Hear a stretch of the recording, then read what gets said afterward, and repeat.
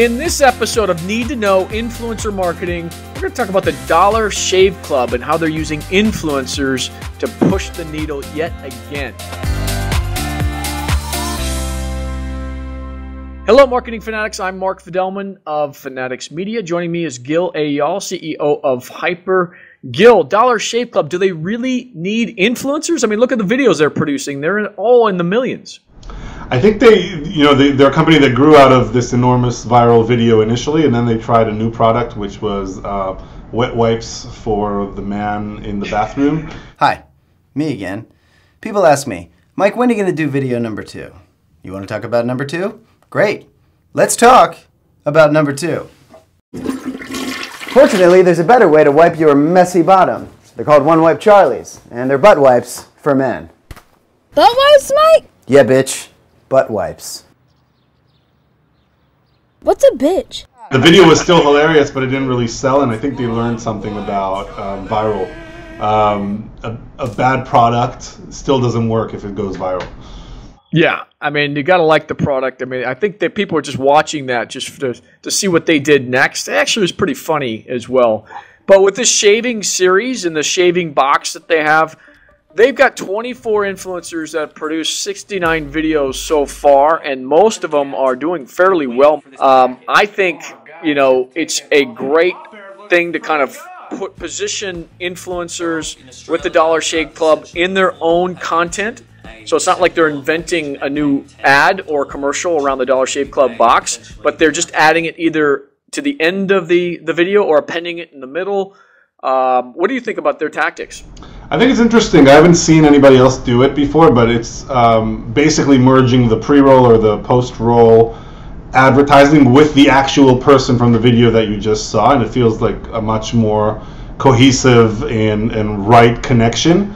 They're really banking on this relationship that people have with the influencer to trust them for a recommendation. The one thing you'd say is it's obvious that it's a promoted piece of content, and it's benefiting from all the views that the other videos are getting. But it's hard to say how successful it is because we don't really know. Do people quit the second the original video is over? Do they watch that commercial? Yeah, I mean, only Unbox Therapy in the case of the unboxing video could tell us that.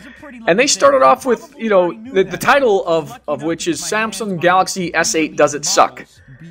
And most brands, I think, would be afraid to put their video at the end of that, or at least have the Unbox Therapy guy kind of do that for them at the end of it, something that says it. But obviously, Dollar Shave Club is going to do whatever it takes in order to get the message out there. But did you like the format? I mean, the first 6 to 8 minutes are actually of the Samsung S8 review, and then the last 2 minutes are kind of an unboxing of the Shave Club. Dollar Shave Club.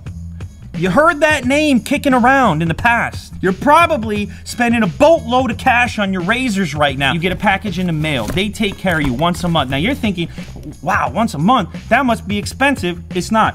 In fact, right now, it's $1. $1, that should...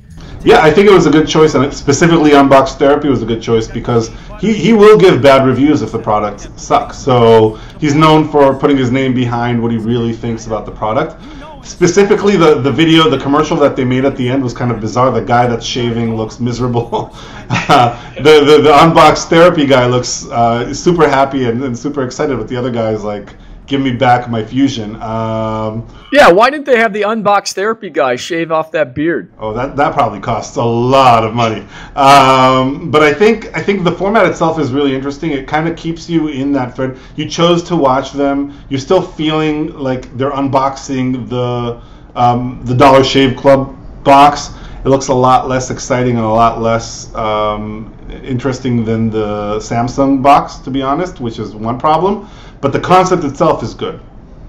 Yeah, I mean, I've got some mixed feelings about this. On the one hand, most of our influencers will actually use the product as part of their content and their skit or whatever it is that they're doing. It's more integrated. It's not kind of they don't append it to the end of the video. So this may or may not have worked well. I need to see, or I need to know if what they paid and what the click-throughs were. Since it's not a bit.ly link, I can't reverse engineer it. So I'm kind of mixed on how they do this. I do agree with the guy at the end. He didn't look happy to be there. He looked very nervous, and he shouldn't have been the one shaving. It should have been the host. Or at the very least, somebody who says, I use this product a lot, I love it. And neither one of them could say that. The host has a full-on beard, and the other guy was, you know, pretty much a minute away from a heart attack. Okay, so what do you think brands can learn from this? I'm going to let you start, and then I'll finish with my thoughts on that. Yeah, I think it's an interesting approach, especially with now the way that the FTC has been looking at whether or not people disclose. It's a way to get out of trouble. You've definitely disclosed. There's no question that this thing is a promotion, but it's still staying within the format of the way that the influencer talks about products and the way that the influencer talks. I think in order to really know if this works for you, I would do 1 or 2 and see if they really convert. It works on a platform like YouTube where you can add a link at the bottom. It won't work well on platforms that have a shorter video format. So if you're doing YouTube, if you have a product that requires some explaining, like an unboxing product, I can totally see this work. I kind of agree with you. I like YouTube as my #1 choice for influencer marketing because you can cut up all of that content, like the last 2 minutes, for example, in that unbox therapy video, put it on Facebook, cut it up even more to a minute, put it on Instagram. So you're able to chop all this stuff up and test it in different platforms as well, where YouTube is kind of the hub and everything else, you know, kind of feeds off of that. YouTube used to be a little bit better with sending people off from the video to a landing page. Now it's got to be in the comments. They still have on annotations, but it's not used as heavily. But overall, interesting to see what the results will be. I'm going to try and get them on the show to see if we can't drill down on the results. But overall, I think they're doing an awesome job. I mean, to put 24 influencers out there, content producers, and 69 videos, my hat's off to them. That'd be great. I think I have to wonder, you know, on YouTube you can sometimes see whether people watched 1 second, the whole video, part of it. Can you see how many people dropped off as soon as that started? And I don't know. That's a great question. We should reach out to him on that. But so, Gil, where can people reach you? I'm Gil at hyperbrands.com, hyperbrands.com. Okay, and this is where we insert our own Shaving Club commercial. So, Amy, hand him the shaver.